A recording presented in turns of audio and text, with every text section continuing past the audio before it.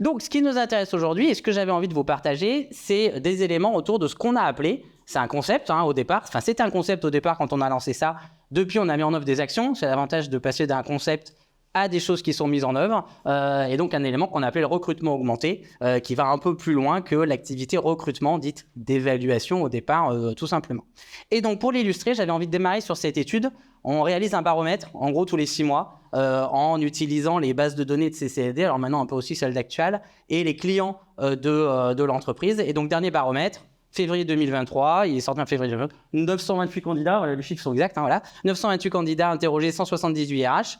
Et de tout ça, vous voyez, j'avais dit que je ferais simple. Voilà, ni candidat ni RH ne trouve chaussures à son pied. C'est sympa comme baromètre, c'est assez facile du coup à se dire ça. Pourquoi ? Parce qu'en fait, les personnes aujourd'hui sont quelque part, mais ça ne les empêche pas de regarder ailleurs. Et l'image illustre d'une manière un peu différente, hein, mais on est exactement dans cette dynamique-là. Et les chiffres parlent d'eux-mêmes. Il y en a un que j'ai vraiment envie de mettre en avant, alors deux que j'ai envie de mettre en avant en utilisant ça. Un, on se rend compte que la quasi-totalité des personnes disent qu'ils pourraient travailler, ou en tout cas ils pourraient quitter leur travail pour un nouveau qui a plus de sens. Et contrairement à l'idée reçue, c'est pas forcément la jeune génération qui dit ça, hein. C'est toute génération confondue. Et ceux d'ailleurs où c'est le plus, c'est plutôt ceux qui auraient entre 35 et 55 ans et plus, qui aujourd'hui peuvent dire ça. Les autres ont un peu plus de mal. Alors, ils ont un peu plus de mal en réalité à l'avouer, parce que comme les expériences sont pour le moment un peu plus courtes et qu'ils savent qu'il y a un peu plus de tension sur le marché du travail, on a eu ces résultats ce coup-ci quand on a fait l'étude au mois de février. Celle qui est très intéressante à noter, le résultat qui est très intéressant à noter, c'est le dernier, le résultat du bas. Est-ce que le travail doit s'adapter à moi ? Les générations comme moi de plus de 30 ans, comme ça je donne pas mon vrai âge, si j'ai 45 ans, c'est moche. Voilà, mais donc les générations d'après, on n'a pas toujours cette idée de se dire que le travail doit s'adapter à nous. En revanche, les générations qui arrivent, qui n'ont connu et qui connaissent essentiellement que le côté app, voilà, le téléphone, etc., avec des éléments qui s'adaptent à eux, nous disent le travail doit s'adapter à moi. Donc ça veut dire nous trouver des moyens de s'adapter à ça. Qu'est-ce que ça signifie et qu'est-ce que pour moi ça explique en termes de tendance, et c'est pour ça je vous fais le résumé de 20 ans là, en peu de mots. La tendance, ça va être un besoin d'hyper-personnalisation dans les années à venir pour les entreprises au niveau des individus et donc au niveau des collaborateurs de l'entreprise. Et ça va toucher toute la strate de la partie recrutement dans cette dynamique d'hyper-personnalisation. Et du coup, derrière, on va essayer de voir pourquoi le recrutement augmenté est une réponse à ce système. Remettre l'humain au cœur. Remettre l'humain au cœur, pourquoi ? Parce qu'en fait, qui dit hyper-personnalisation dit, si on veut simplifier, ça. L'hyper-personnalisation, c'est quoi ? Chaque individu, pour être performant, il aura besoin, de se sentir libre d'exprimer sa singularité. Donc, il faut que l'entreprise lui permette d'exprimer sa singularité. 2, de pouvoir exploiter concrètement ses talents. Encore faut-il comprendre et connaître les talents des uns et des autres. Ouais, aujourd'hui, c'est drôle. Maintenant, il faut parler de tests de personnalité. Donc, c'est aussi un bon moyen, et de compétences comportementales, c'est aussi un bon moyen d'aller les chercher. Et 3, il aura besoin de développer son potentiel dans le temps. Là aussi, comme dans l'exploitation du talent, ça veut dire être capable de les comprendre, d'aller les chercher et d'avoir des managers, notamment en interne, et ou des leaders, des responsables, et ou une entreprise qui est capable d'aider la personne à exploiter son potentiel. Quand on a dit ça, on pense que tout est très simple. En fait, qu'est-ce que ça signifie ? Ça veut dire que l'entreprise qui va vouloir engager ses talents va devoir travailler sur ces 3 leviers en permanence pour réussir. Et je peux vous assurer que ça fait 20 ans que enfin un peu plus maintenant, c'est moche, ça arrive, un peu plus de 20 ans que je suis dans les RH et qu'il me va falloir un certain nombre d'années pour arriver à ce résumé. Mais si vous travaillez au niveau RH, dans l'entreprise, autour de ces 3 leviers, et que vous savez créer de la cohérence entre la promesse de votre entreprise et la mise en œuvre de ce qui est fait à l'intérieur, autour de ces 3 leviers-là, vous aurez beaucoup moins de problèmes de fidélisation, de turnover et des moyens d'attirer les personnes. Les 3 leviers, c'est vraiment le sens, le plaisir et le développement. Le sens, c'est en quoi aujourd'hui l'entreprise est utile et en quoi chaque collaborateur est utile dans cette entreprise qui est utile au monde. Le sens de mon poste à l'intérieur de cette société qui a une raison d'être, une mission, une ambition. Voilà. Le plaisir, alors ça a été mal traduit par les Chief Happiness Officers. C'est pour ça que depuis très longtemps que je dis que je suis un Hope. Voilà, depuis 2010, donc moi c'est un peu plus vieux que les Chief Happiness Officers. Le rôle d'entreprise, c'est pas d'apporter le bonheur à l'intérieur de sa société. Et le bonheur, c'est très personnel, etc. En revanche, le travail, et donc c'est pas les baby-foot, le plaisir, même si c'est intéressant de porter la convivialité dans l'entreprise, le plaisir, c'est le plaisir de bien faire. Le rôle de l'entreprise, c'est de mettre en œuvre les moyens à l'intérieur de sa société pour que les collaborateurs soient le plus performants possible et qu'ils aient le plaisir de réussir ce qu'ils font. Un collaborateur qui fait correctement son job et ou qui a l'impression ou la conscience qu'il est en train de faire correctement son job parce qu'on lui a apporté des moyens différents, parce que l'entreprise communique sur quelque chose de différent, il n'aura pas envie de quitter sa société. Ou moins. Parce qu'il la quittera quand même. On l'a vu tout à l'heure, on se tient la main, mais on regarde d'autres choses à côté. Donc il la quittera, mais peut-être plus longtemps, il restera un petit peu plus longtemps, il sera un peu plus engagé à l'intérieur de l'entreprise. Et le troisième élément, c'est le développement. Un collaborateur qui a l'impression aujourd'hui, ou un individu, je parle de collaborateur, mais parlons d'individu au niveau global, qui n'a pas le sentiment de quittera aussi votre entreprise. Quand on s'est dit ça, en fait, on a l'explication de pourquoi, à un moment donné, on s'est posé la question du recrutement augmenté. On s'est posé la question du recrutement augmenté parce que on a pris conscience dans l'entreprise, chez nous, il y a déjà quelques années, que tout le monde avait ce besoin de singularité. Et pour simplifier tout ce que je vous dis depuis tout à l'heure, un peu chercher les systèmes, nous sommes tous différents, comme tout le monde. Il y a 10 ans en arrière, quand on posait la question à un candidat et qu'on recevait un travail, il nous disait, et je suis sûr que vous en avez encore aujourd'hui, mais vous en aurez de moins en moins, il vous disait « Ah, moi, je suis un peu atypique, j'ai un parcours, comprenez, un peu atypique, j'ai fait des... » En fait, les parcours atypiques, il y a 10 ans, on commençait à dire que ça deviendra la norme. Aujourd'hui, c'est la norme. Qui sont parmi d'entre vous des personnes qui reçoivent des candidats qui ne vous disent pas « Non, mais moi, j'ai un parcours un peu atypique ». On n'en a plus, en fait. Tout le monde a un parcours atypique. Parce que tout le monde a le besoin de cette singularité. Et donc, nous sommes tous différents, comme tout le monde. Ah, faut que je clique à droite. Clique à droite, clique à droite. Hop. Tac. Et donc, pour répondre à ça, à mixer subtilement, et donc tout ça vous allez voir, fait le pont avec ce qu'on a appelé le recrutement augmenté. Pour que ça fonctionne, à mixer subtilement pour vous, voilà, sur l'intervention. Donc, d'abord un projet humain qui a du sens. Donc, un projet humain qui a du sens, ça veut dire un projet qui est différent des autres. Si vous avez le même type de projet que les autres, et si vous utilisez les mêmes termes bullshit que les autres, en fait, c'est pas un projet qui a du sens humain. C'est un projet que vous avez copié sur ce que les autres racontent. Voilà. Donc, un projet qui a du sens, ça veut dire prendre le temps de travailler sur qui je suis, ce que j'ai envie qu'on dise de moi, comment je suis perçu aujourd'hui au niveau de mon marché. Au-delà de ce projet, des arguments concrets pour séduire. Et là, je m'amuse toujours à donner ce petit truc-là. Il y a deux choses qui font avancer dans la vie, le pouvoir, l'argent et le sexe. Tac, le sexe. Ah, oui, ça fait marrer, généralement, quand je le dis. Alors, quand j'ai pas 20 minutes, je joue avec le public, vous voyez, pour qu'ils disent « Ah, il y a quoi, c'est quoi les deux choses ?» Bon, là, je vais plus vite parce qu'on a 20 minutes. Voilà. Donc, le sexe, c'est quoi? Sur les arguments pour convaincre, à un moment donné, vos personnes à talent, c'est les trois premiers, c'est les trois facteurs rationnels qui vont engager les personnes ou qui vont les attirer à vous. Et les deux autres derniers, c'est des facteurs dits irrationnels. Vous connaissez tous plus ou moins la pyramide de Maslow. Au niveau RH, nous, on s'est amusé à la retranscrire autour de ce sexe parce que ça nous fait rire, déjà. Et puis parce qu'on pense que c'est vrai. Les trois premiers facteurs rationnels, c'est sécurité, économie et confort. Donc ça, c'est les trois éléments qui sont ultra indispensables pour les candidats. Et donc, il faut que dans votre offre et dans votre capacité à argumenter dans le cadre de votre entreprise et de l'offre de votre entreprise, vous puissiez argumenter sur les trois. Donc, sécurité, économie, confort, en quoi votre entreprise, elle est sécurisante. En quoi, au niveau du poste, la personne, et qu'est-ce que la personne va gagner. D'ailleurs, Indeed, le truc sexe, ça fait très longtemps qu'on l'utilise, et maintenant, Indeed dit il faut absolument mettre les rémunérations sur les annonces. Bon, effectivement, ça faisait quelques années que nous, on disait oui, les rémunérations, c'est peut-être intéressant de le mettre pour que la personne sache effectivement comment elle va être rémunérée et comment rationnellement tout ça, tout de suite, elle peut se sécuriser avec l'entreprise. Et le confort, équilibre vie privée, vie pro, toutes les choses que vous pouvez entendre. Ça, c'est le régalien, en fait, de ce que vous devez inscrire à un moment donné et ou répondre comme avantage pour pouvoir argumenter et obtenir des approches de séduction vis-à-vis des candidats. C'est les deux autres qui sont le plus important en réalité, puisqu'en fait, c'est ce qui nous fait acheter une entreprise, c'est la considération et le sentiment. C'est exactement la même chose que dans la vente. en tant que tel ou dans les achats. La considération et le sentiment, en fait, c'est que les individus que vous avez en face de vous, ils achètent d'abord par le cœur et ensuite ils viennent rationaliser avec le côté sécurité, économie, confort, en quoi votre entreprise est différenciante.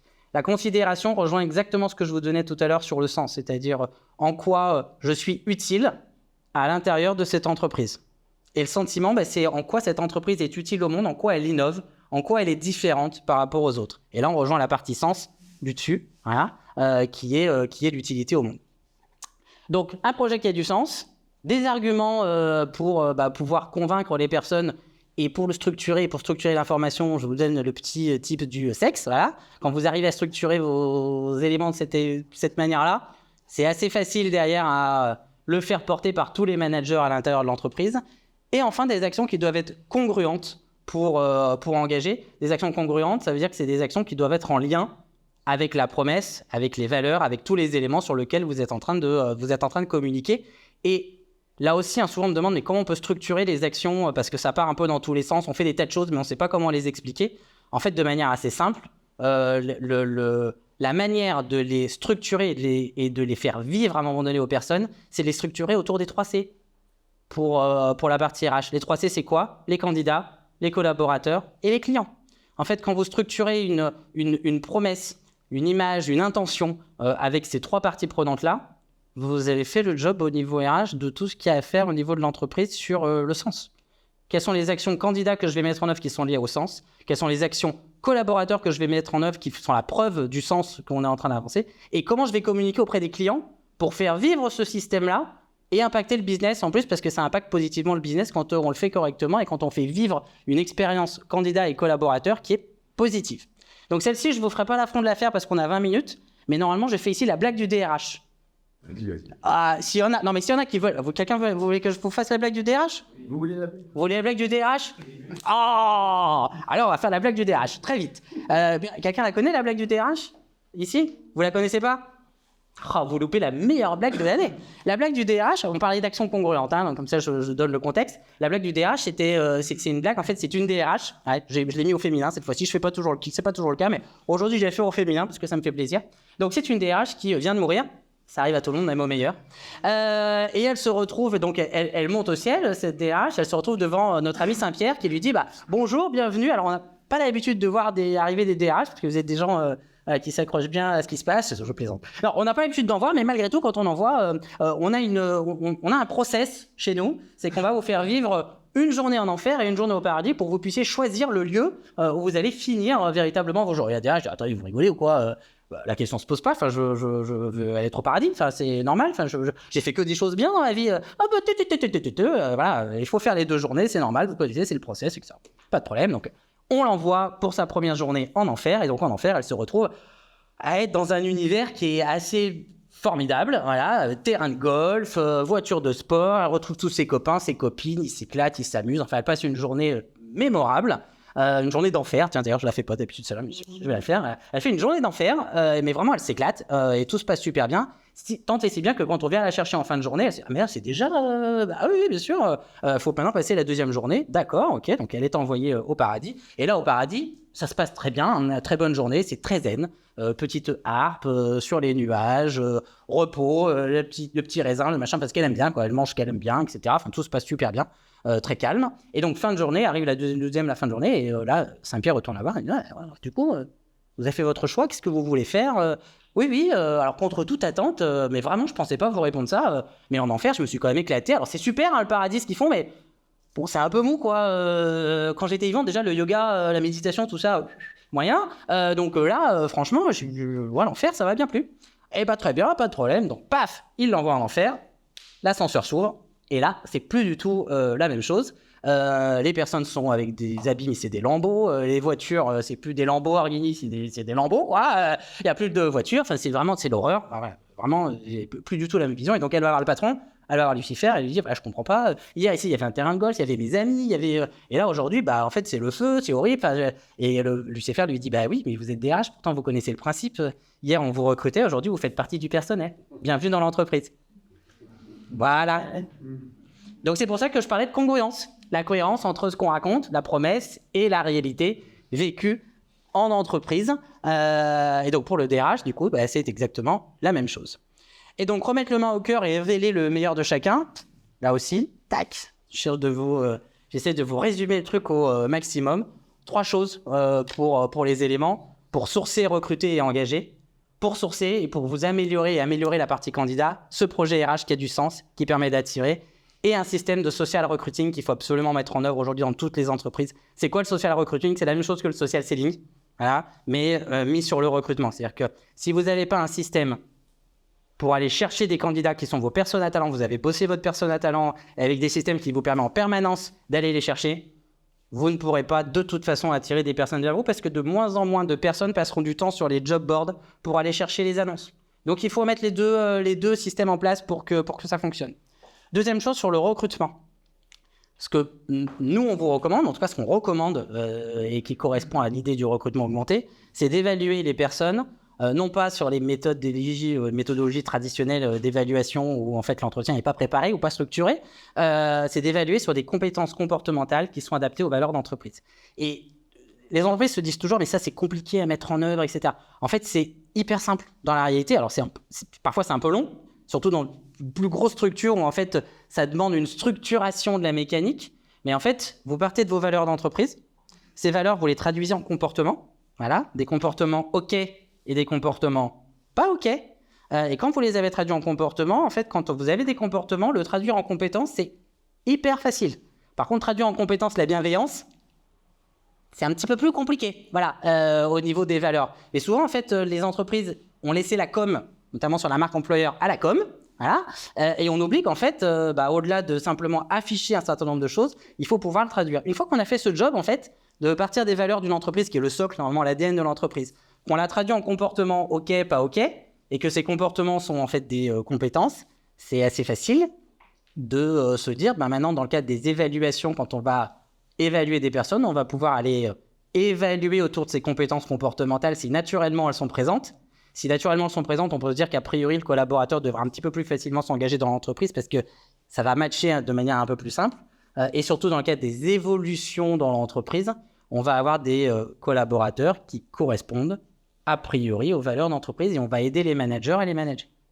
C'est des éléments qui ont l'air tout bêtes et je vous assure que c'est pas beaucoup mis en œuvre et pourtant ça fonctionne super bien. Ça fait quelques années que je le teste un peu partout et partout où on l'a testé, ça a fonctionné parce que ça apporte de l'objectivité et on a remarqué de manière assez forte la prédictivité de réussite du système. Et enfin sur l'engagement, ce qu'on vous invite à faire, c'est du management différencié et nourrissant, des preuves donc qui vont au-delà des promesses que vous avez mis en œuvre. Le management différencié et nourrissant, tout le monde sait ce que c'est que le management différencié? Ça parle à tout le monde ou pas? Non, c'est du management qui correspond à l'hyper-personnalisation dont on parlait tout à l'heure. C'est-à-dire qu'il y a la capacité du manager à... là, ici, on est chez Trimoji, mais Trimoji utilise notamment dans le cadre de ses évaluations des outils qui se rapprochent de ce qu'on peut connaître du langage des couleurs, du disque. Voilà, dans le mode de fonctionnement, les rouges, les jaunes, et ça doit vous parler. Il y a des choses dans le test qui font apparaître ça. Ça aide profondément les managers à adapter leur communication et leur comportement, leur mécanique de comportement vis-à-vis des mécaniques de comportement et des leviers d'engagement des différents collaborateurs. C'est ça le management différencié. Et notre rôle en tant qu'entreprise, ou RH, c'est d'aider les managers à mieux comprendre les codes et les comportements des uns et des autres pour les aider à s'adapter aux collaborateurs quand ils doivent faire passer un message et réussir à lui faire passer un message. Et c'est pas très compliqué à mettre en œuvre, mais en fait, il faut les aider à le faire. Et donc, c'est quoi le recrutement augmenté? Comme ça, ça me permet de finaliser et de conclure là-dessus.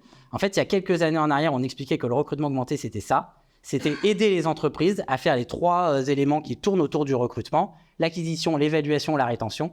L'acquisition, c'est aider l'entreprise à passer du candidat-acteur au candidat. Le candidat-acteur, c'est quoi? C'est ce candidat qui est partout, voilà, et qui est acteur en permanence, c'est-à-dire qui regarde les annonces, même s'il est aujourd'hui collaborateur, il est en fait candidat-acteur. Il se laisse bercer par les différentes choses. C'est la même chose que le consommateur qui peut s'amuser à faire des comparaisons entre les différentes offres. Voilà, le candidat-acteur, c'est ça. Et aujourd'hui, on est tous candidat-acteurs. Voilà, tout le monde est candidat-acteur. Et donc, l'idée de l'acquisition, c'est de se dire quelle mécanique je mets en œuvre pour aller chercher des candidats-acteurs et je les transforme en candidats à l'intérieur de mon entreprise. La deuxième partie de l'évaluation, c'est comment est-ce que je transforme ce candidat en collaborateur. Comment est-ce que je m'assure que ce candidat-là est un bon collaborateur pour l'entreprise. Et la partie rétention, c'est comment est-ce que je m'assure, mais c'est toujours des mécaniques, c'est exactement la même chose que ce que je vous dis depuis tout à l'heure. Je pars du sens et je le transforme. Comment est-ce que je m'assure que ce collaborateur, je le transforme en collaborateur. Cette fois-ci, c'est pas comme le candidateur qui fait des comparaisons. Le collaborateur, c'est plutôt celui qui est acteur de la performance de l'entreprise et qui devient ou qui deviendra, après la sortie de l'entreprise, parce qu'on aura travaillé le offboarding en lien avec tout ce qu'on a fait dans le cadre du sens, qui deviendra un ambassadeur de la société une fois qu'il sera sorti, parce qu'on l'aura accompagné dans sa sortie, qu'on l'aura accompagné même dans la reprise de son poste. Et normalement, je devrais avoir à peu près tenu dans les 20 minutes parce que j'avais essayé de timer. Et donc, je voulais simplement terminer par merci pour votre écoute, même si c'est en début d'après-midi. C'est pour ça que j'aurais préféré passer à 15h40 pour être parce que là, c'est compliqué. Vous venez de finir de manger, tout ça. Et surtout, je vous dis bon courage à tous, voilà, parce que les années qui arrivent, alors moi, c'est marrant, ça va me faire travailler, donc en même temps, je suis content. La petite activité conseil de CCLD qu'on a appelé Act Forces en 2020, pour vous donner un ordre d'idée, faisait en gros 350 000 € de marge brute en 2019. Donc, c'était vraiment une toute petite activité par rapport aux 15 millions de CCLD. En 2022, on a terminé à 2 millions d'euros. Donc, en fait, l'activité qui consiste à travailler autour des mécaniques d'engagement des talents, je me fais pas trop de soucis, on a un peu de boulot devant nous. Mais par contre, je me retourne vers vous et je vous dis bon courage, parce que vous allez avoir du boulot dans les prochaines années quand on regarde les enquêtes qui arrivent. Et donc, je vous encourage fortement à réfléchir le recrutement comme du recrutement augmenté, c'est-à-dire en se disant qu'est-ce que je vais mettre en œuvre pour attirer les bonnes personnes, donc aller cibler les bons candidats. Et les bons candidats ne sont pas vos stars d'aujourd'hui. La théorie de l'index, ça vous parle ? Frédéric, ça va forcément lui parler, je l'étais déjà en conférence il y a 10 ans. La théorie de l'index, c'est... généralement, ça ne parle pas aux gens parce que c'est moi qui l'ai inventé. Ah, c'est l'avantage aussi. Il y a trois éléments sur votre index. Et c'est pour ça que souvent, les gens après se souviennent. Quand je leur dis, des personnes qui m'ont vu en conférence disent « Ah oui, c'est l'autre qui dit la théorie de l'index. » Voilà. En fait, vos équipes, 10 personnes, ça marche toujours sur l'équivalent d'un index. C'est-à-dire que vous avez 2 stars, vous avez 6 middle, et vous avez toujours 2, comment je vais les appeler aujourd'hui, des égarés, des touristes. Il y en a 2 qui... Et ça marche tout le temps. Vous pouvez le faire avec n'importe quel... c'est comme une courbe de Gauss. C'est le même système. Donc, voilà. Et en fait, dans cette théorie de l'index, je dis souvent que la plupart des entreprises et ou des dirigeants se trompent en se disant, en fait, mon candidat idéal, c'est ma star ici. Faites le tour dans vos entreprises. Vos stars sont des profils toujours hyper atypiques pour le coup. Mais des vrais profils atypiques. C'est des gens qui ont une intelligence différente des autres. Voilà. Et votre modèle, c'est pas la star. Le modèle d'une entreprise, c'est dans les 6 middle, les 3 que vous faites basculer dans des quasi-stars. En fait, votre persona talent, il est là. Parce qu'en fait, c'est dans ces 6-là que vous avez le plus à gagner dans une entreprise. De réussir à trouver les moyens de ceux-là, les faire progresser. Les égarés, vous y pourrez rien. Ça, c'est une erreur de casting au niveau recrutement. On s'est planté, ils sont pas au bon endroit. Mais ceux avec qui vous devez travailler, c'est les 6 ici, parce que les stars, ils sont déjà à leur maximum. Vous ne pourrez pas faire grand-chose pour eux si ce n'est leur taper sur l'épaule et leur dire « Je suis fier de toi, Macaille ». Pour les autres, oui, c'est là que se retrouve le travail. Mais là pourquoi je dis bon courage à vous, c'est que ces 6-là, dans les années qui viennent, et dans les mois et semaines qui viennent, ils vont être hyper dragués par tout le monde. Et si on veut les garder, il va falloir qu'on trouve les moyens d'hyper personnaliser nos différents systèmes. Voilà, j'ai terminé.